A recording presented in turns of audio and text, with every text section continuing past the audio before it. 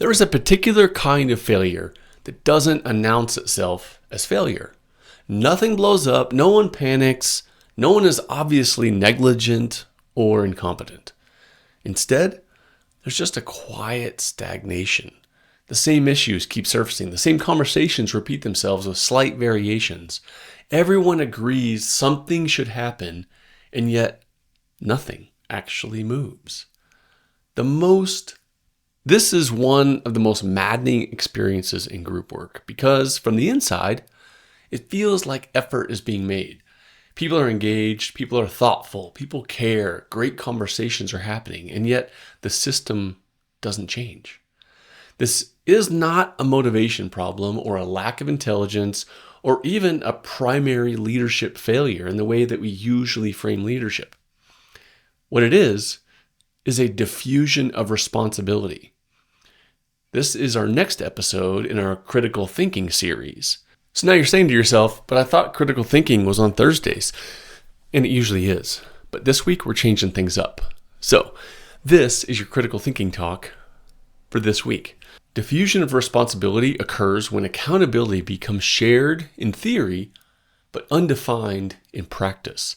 Each person feels some obligation, but no one feels specific ownership. The psychological load that would normally push someone into action gets spread so thin that it loses its force.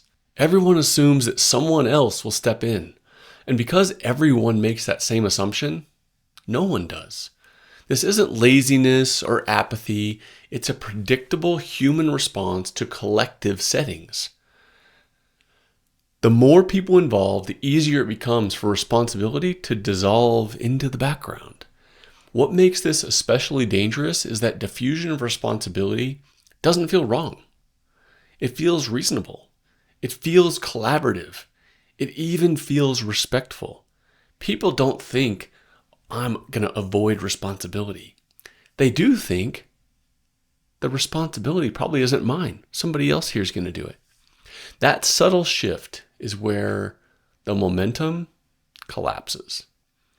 The concept itself was studied extensively after a series of public incidents where large numbers of people failed to intervene while harm occurred. Psychologists John Darley and Bib Latané showed that the presence of others dramatically reduced the likelihood that any one individual would act. Not because people didn't care, but because responsibility felt distributed. What's important for teams here is not the original context of those studies, but the mechanism underneath. When responsibility is ambiguous, the human brain defaults toward inaction while preserving a self-image of being reasonable and well-intentioned. That's why diffusion of responsibility is so hard to spot. It doesn't feel like avoidance. It feels like patience. Nowhere is this more visible than in your regular team meetings. A problem is raised. The group discusses it intelligently. Several perspectives are offered. The risks are named. The importance is acknowledged. People nod. The conversation felt productive. And then the meeting ends. And no one is irresponsible. No one is checked out. But no one leaves with a clear sense of who is actually going to move the issue forward. The discussion happened, but ownership never formed. Work occurred. Responsibility did not.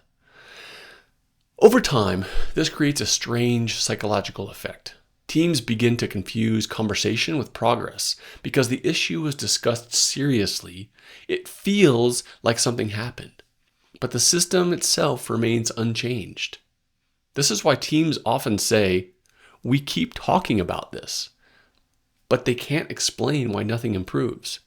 There's also a hidden emotional comfort here in the delusion of responsibility that we rarely acknowledge. When responsibility is vague, risk is diluted. If something fails, it doesn't belong to any one person.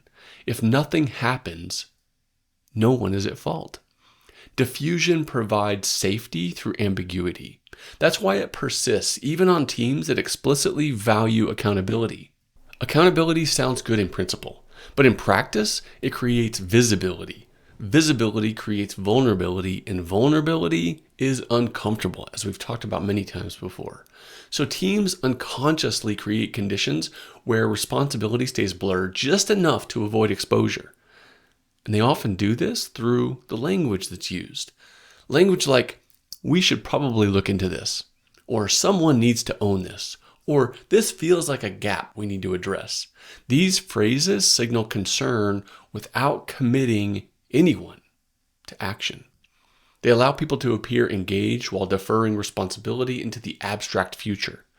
Over time, this kind of language becomes normalized. Meetings remain thoughtful but inconclusive. Decisions remain tentative. Action items remain conceptual. The system stays stuck while everyone feels busy. Many teams attempt to fix this by emphasizing shared ownership. They say things like, we all own this, or this is a team responsibility.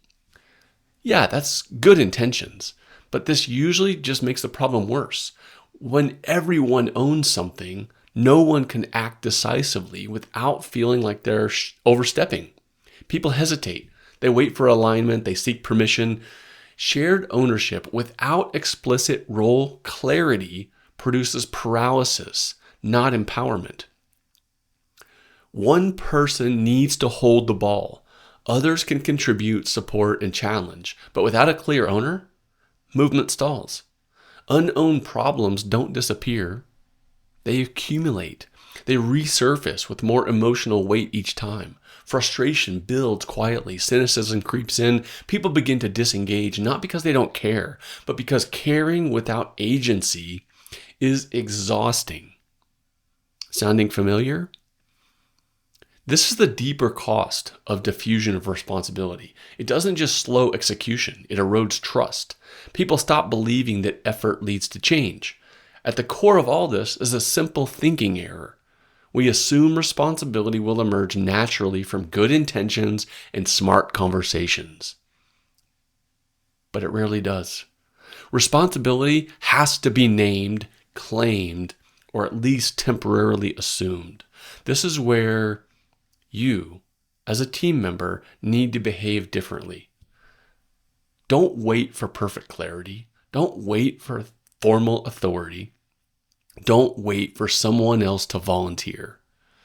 Notice when something important is unowned and then intervene just long enough to restore the movement. Sometimes that means explicitly asking who owns the next step. Sometimes it means proposing a concrete action. Sometimes it means saying, I can take the first pass. Temporary ownership is often all that's needed to break the diffusion. Once momentum returns, ownership can be redistributed intentionally rather than assumed vaguely. This is where be the one that you're going to hear all about tomorrow becomes operational instead of inspirational. Being the one does not mean doing everything yourself. It means refusing to let important work remain unowned. It means stepping into ambiguity long enough to create clarity. And now the practice for the week is deceptively simple and deeply uncomfortable. Pay attention to moments where conversations feel like they're going in circles, where the same issues resurface without resolution, where concern is expressed but action remains abstract. That is your signal. Interrupt the diffusion. Ask who owns the next step. If no one answers, take responsibility for initiating movement, not permanently, not heroically, just long enough to change the state of the system. Diffusion of responsibility survives on silence. It collapses when ownership becomes available. This is critical thinking in real life.